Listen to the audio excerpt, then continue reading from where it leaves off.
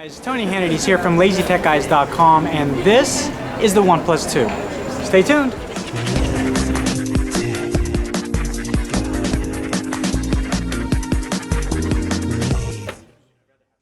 This is the OnePlus 2. Running Android 5.1.1, has a 5.5 Full HD display with 178-degree viewing angle.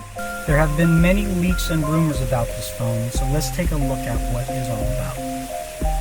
In the box, there's the phone covered in plastic just to make sure it's all protected. Also, you get some instructions if you don't really know how to use the phone. And don't freak out, it comes with a wall charger and USB cable. There just wasn't one in this particular box. Now, one key difference that the OnePlus 2 has are the interchangeable backs. It comes in sandstone black, but you can also get black apricot, Kevlar, bamboo, and rosewood.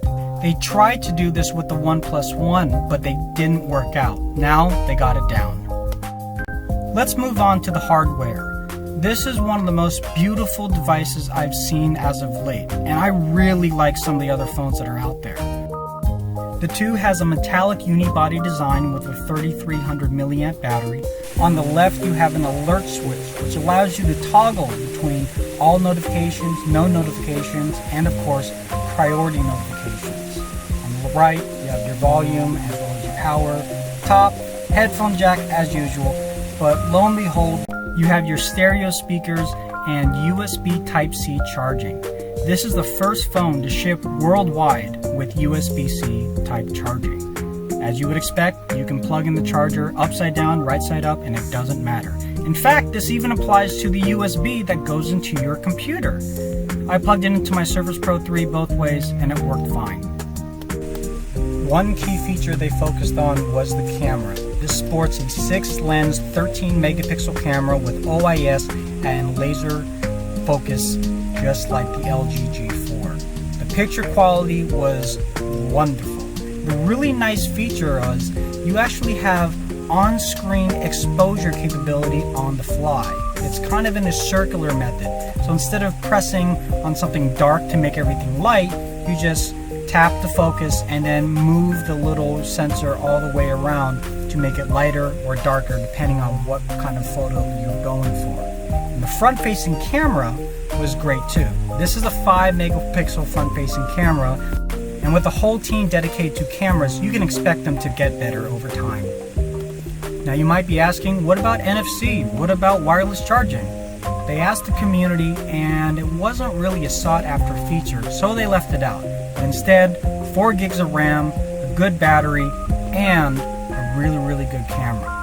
Now, compared to the OnePlus One, the bezel is actually smaller, and overall, it's a thicker build of a phone, but it's much smoother and much stronger. I was very impressed comparing the OnePlus One to the OnePlus 2, how much better the OnePlus 2 feels in the hand, even with the wooden back.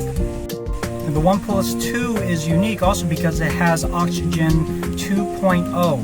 The OnePlus One users probably won't get that, and it's running Android 5.1.1. Part of that, obviously, is tap to turn on. You have some other gesture capabilities, and they have a very unique launcher, or I guess feature, called Shelf. This is in beta, and they're going to the community to improve this. But essentially, Shelf has the most recently used applications as well as your frequently used contacts. And so instead of having to scroll through all your whole contact list and things like that, you just swipe over to the left. I'm not saying the 4 gigs of RAM made a huge difference, but the OnePlus 2 is very snappy and there's not a lot of bloatware. One of the features that's coming to Android M, OnePlus 2 already has. You can actually switch all of your toggle switches in whichever particular order that you want. And they demonstrated that at Google I/O, but OnePlus had already planned that. Now, since the OnePlus crew has gotten into more markets, one feature that has been very much sought after are dual SIM. And the OnePlus 2 has dual SIM even here in the United States, so you could even put AT&T or T-Mobile on one phone. You also have the ability to switch the buttons, so you have on-screen buttons as well as the capacitive buttons, and that's indicative of the OnePlus One as well. One thing I really liked is the customization feature. in here you have dark mode. So you can go from a light background to a dark background and even change the accent color.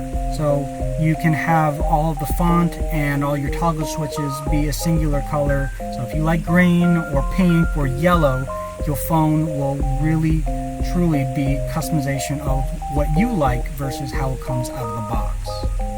I also got a chance to test out the Fingerprint Reader that is on the OnePlus 2. It took maybe about 2 minutes to set up, and after that it was very, very smooth. Similar to Touch ID and the fingerprint scanner on the Galaxy S6 and S6 Edge, this was super smooth. There's not an actual button on the front, just the reader, and you just put your thumb or finger on the reader. In less than a second, the phone unlocks. I was very happy to see that work properly. Once again, to get the OnePlus 2, there is an invite system. However, it's going to be a lot easier. There are two options, 16 gig and 64 gig, one for $329, the other for $389, and of course, the removable backs are optional at $30 a piece. This will be on sale very, very soon. The OnePlus 2 is a gorgeous device. It feels very solid in the hand. Although it's a little bit bigger than some of your run-of-the-mill phones, at 5.5 inches, it's not that bad. There's a little bit of a shimmy that you have to do when you're going up to the volume switches and trying to use your index finger on this little toggle switch for your notifications and go into priority mode. That's something to get used to. But at first impression, I'm very, very impressed with what they've done with the OnePlus 2. There are two more things that we as reviewers are going to find out in the upcoming weeks: battery life and how good the Snapdragon 810 processor is in the OnePlus 2. As we have found out over the past few weeks, a lot of the other OEMs have been using the version 2.1 in a lot of their smartphones, and they did have overheating issues. And no word on if the OnePlus 2 does or doesn't as of this point, but obviously that's something that all of us are going to find out. As of this point, I wouldn't say whether I would definitely recommend or not recommend the OnePlus 2. It is gorgeous, very solid, and it's probably right now, just at face value, one of the top level looking smartphones that's out there. Flagship killer? I don't know. That's going to take time. That is something a full-on review would definitely dive into. But for right now, I'm very, very happy with it. So stay tuned to LazyTechGuys.com, LazyTech TV here on YouTube. And if you have any questions or comments, leave it in the section below. Like us, subscribe, and thanks again. Peace.